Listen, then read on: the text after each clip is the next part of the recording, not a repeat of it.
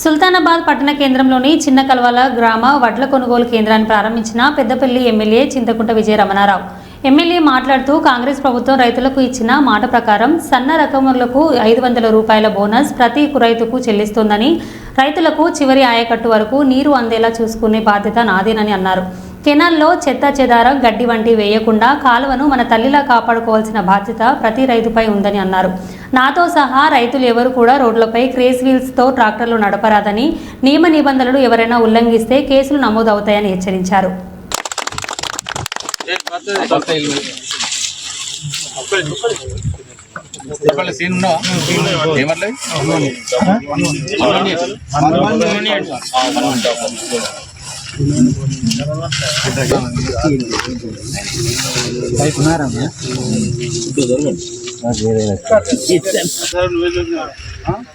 నాలుగు సార్లు ఇస్తే చూస్తున్నాను 650 350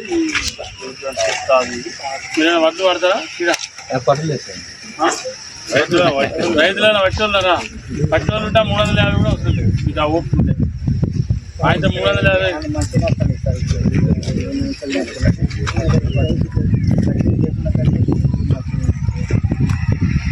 4%.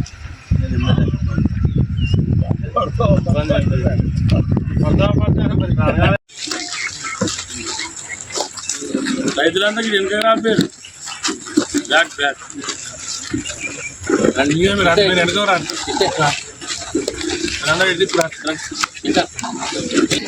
సుల్తానాబాద్ మండల్ చిన్న కాలువల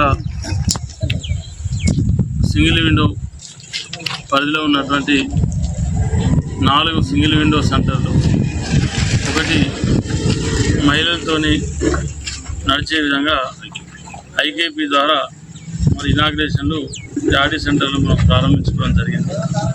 ఇవాళ ఈ చిన్న కాలువల సింగిల్ విండో సెంటర్లకు సంబంధించి మరి పోయిన వర్షాకాలం పంటప్పుడు కూడా మరి ఆ రోజు ప్రభుత్వం, కాంగ్రెస్ ప్రభుత్వం, ముఖ్యమంత్రి రేవంత్ రెడ్డి గారు ప్రతి క్వింటాలకు 500 బోనస్ ఇస్తాం, మీరు సన్న వరిధాన్యం పెట్టండి అని చెప్పి ఆ రోజు ప్రభుత్వం ఏదైతే చెప్పిందో మరి దానికి అనుగుణంగా చాలామంది రైతులు సన్నధాన్యాన్ని పెట్టడం జరిగింది.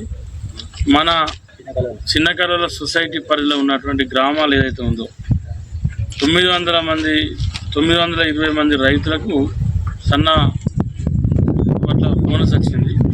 అంటే 2,55,00,000 రూపాయలు ఈ సింగిల్ విండో పరిధిలో ఉన్నటువంటి గ్రామాలకు సింగిల్ విండో ద్వారా వచ్చినటువంటి బోనస్.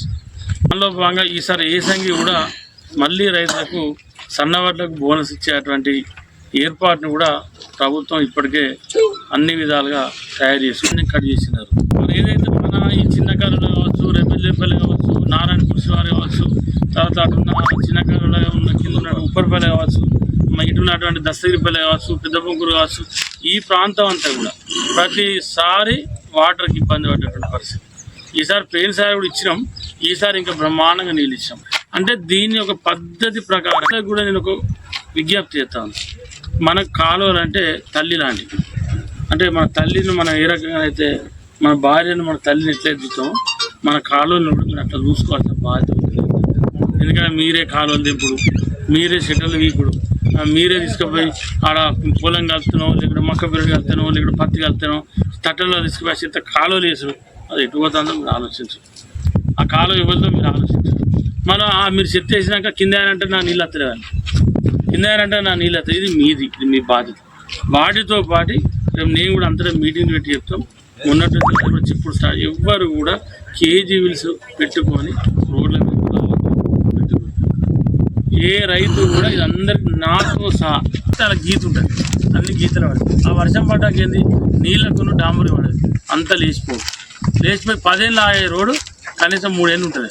కాబట్టి ఎవరి ట్రాక్టర్ ఫస్ట్ 2,000 దండగా ప్రోడక్ట్ ఇన్నోరే ముచ్చట రైతులు ఫస్ట్ 2,000 దండగా. సేమ్ సిస్టమ్ 2,000 అయిపోయినాక వెనకసిరి 2,000 డైరెక్ట్ కేసు 10,000 20,000 దండగా.